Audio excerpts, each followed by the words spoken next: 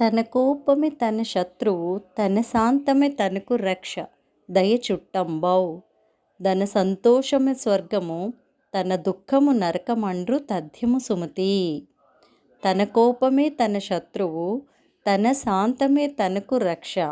దయ చుట్టంబౌ. తన సంతోషమే స్వర్గము, తన దుఃఖము నరకమండ్రు తథ్యము సుమతి.